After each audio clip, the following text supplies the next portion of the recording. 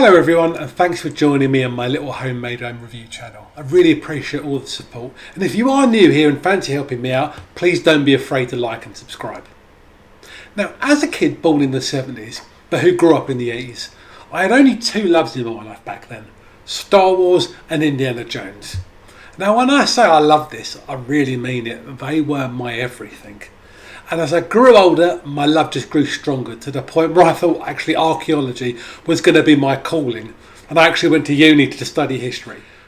Anyway, it turns out actually that archaeology isn't as fun as Indiana Jones makes out. Now, the Indiana Jones trilogy to me are simply perfect films. Each one complements the other. The stories are great, the action is thrilling, and they always had the right amount of peril and humour. And they've always kept in the realm of believability, well, for me anyway. Yeah, sure, some of the stories are a little silly, but they were never downright stupid. And then in 2008, 19 years after The Last Crusade, Harrison Ford agreed to don the hat and whip one more time for the Crystal Skull. And oh dear, I really wish he'd left it alone. Now, this is not the video to talk about that film, because it is a pile of old sausage. But I want to highlight how disappointed I was, and I really was. Come on, aliens, really? So with a heavy heart, I moved on. I still love the original trilogy, but they were slightly tarnished by the tragedy that was that number 4. Then guess what? There was another one being made. And frankly, I wanted nothing to do with it. I actively avoided it. I wanted to keep it as pure as possible, those memories of those classics. It may sound stupid to you, but I really mean this. I just love those films. A few years passed and The Dial of Destiny appeared on Disney+. Again, I pretended it didn't even exist. I ignored it, and I managed to get away from it for a good 6 months until my lovely lady suggested we should watch it. And with a heavy heart, I gave in against my better judgment. So you may have concluded that I'm not coming to this with an open mind.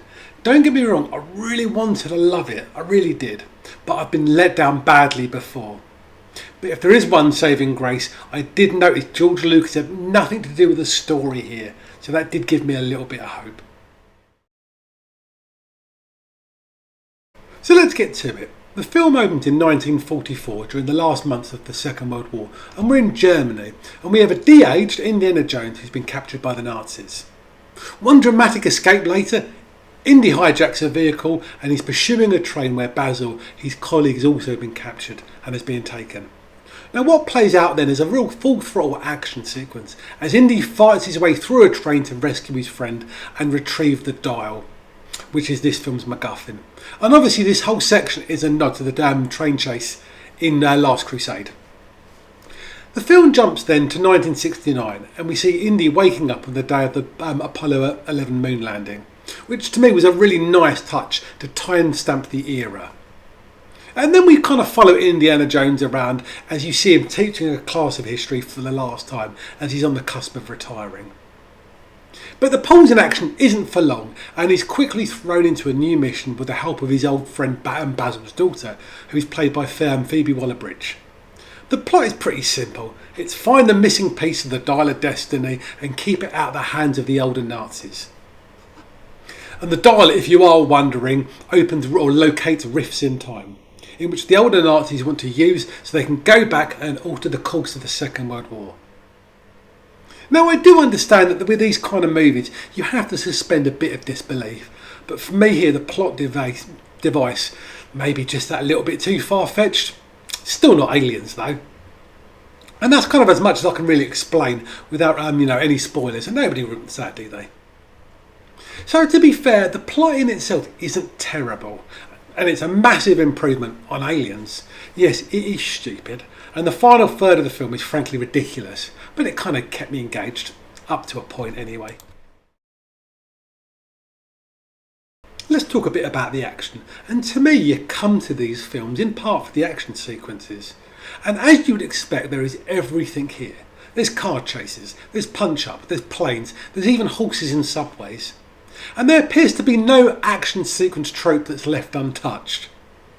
Now, we can't forget that the main protagonist here was knocking on 80 when it was being filmed. And to me, credit to the filmmakers, as this didn't really stop or hinder the action. Sure, there is a huge debt to stunt doubles and CGI face swaps, but I never felt the character was doing something that was impossible for his age. And that fact appears to be well understood and respected. Harrison Ford is clearly playing Indy for the age he should be. If I had to be critical though, I would say some of the sheer length of the action sequences kind of outstayed their welcome. Like in many modern films, they don't know when to stop. Sometimes more isn't always more, if you know what I mean. Now, some of the chase sequences felt much longer than my daily commute to work, to be honest with you. They could have shaved at least 20 minutes off some of that, and the film would have been much better for it. Let's look at some of the good stuff. Yes, the film really looked the business, but with over $100 million budget, you should really expect this, shouldn't you? The use of CGI didn't feel forced, it wasn't too obvious, and it kind of didn't dominate the look of the film, which I think was a plus. While the acting worked really well for me, and I thought there was a really nice, charming interplay between the characters who actually seemed to really enjoy their roles. I do think Harrison Ford from time to time can phone in a really middling performance if he's not enjoying the film he's in, but I didn't get a sense of that here. I really enjoyed how he played Indy coming to terms with both loss and the ageing process. And it kind of brought a bit of humanity back to the character that had been lost, and it was pitched perfectly. We didn't linger on all of that, but it gave the character, for want of a better word, some character. Now there are some issues here. Firstly, for me, there were far too many nods and winks to the camera or callbacks, and I'm talking about the consistent referrals back to previous films. In fact, they took it so far that they appear to even recreate many of the scenes just to good measure. Snakes, eels, creepy crawlies, fights on trains, being upside down in a car, you get the idea. I think they were trying far too hard to highlight what had gone on before. For me, the original films were so good because they were different, while here I think it's weak because he isn't different. And the running time, it was far too long. Far too long. The best three, the originals, were all around the 2 hours or under mark, but this one goes on for nearly 3 hours. Well, the other thing that I've got to quickly talk about is the final third of the movie. It was just downright stupid. And I can't stress that enough. It wasn't Aliens though. Overall, to me, it really felt like a film of two halves. The beginning's great, that initial sequence was really fun. I think the acting's great, the set pieces are fun, the visuals look great, but the second part of the movie, it started to drag and then it just got weird and it started to make no sense and then it just went on forever. Has it ruined the reputation of the first three? Not really. Crystal Skull did that already. This one is a fun film.